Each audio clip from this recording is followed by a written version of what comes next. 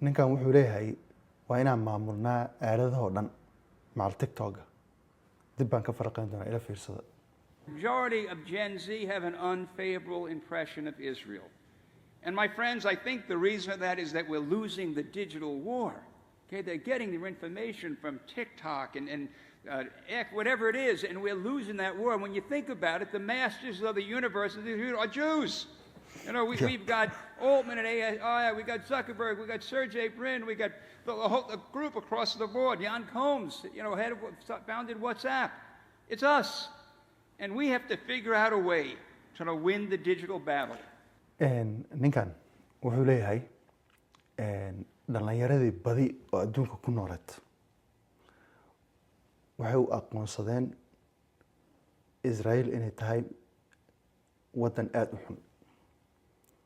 يعني fikirkooda ayaa waxa saameeyay TikTok iyo aaladahan.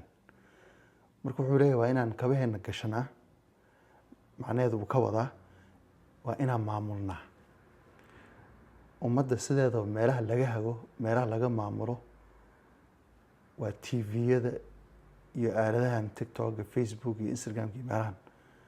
marka wuxuu leeyahay waa inaan dadkan maamulnaa. hadda waa hore TikTok Mareykanka waxa la rabay in laga xiro, sababta la rabay in laga xiro waxay ahayd, sababta la rabay in TikTok loo xiro waxay ahayd ummadii baa baraarugtay, warar fara badan bay helayeen oo ku saabsan in Falastiin la dulminayo. marka waxay rabaan dulmiga Falastiin lagu wado inay qariyaan. marka intaas ma ku soo koobo billahi tawfiiq.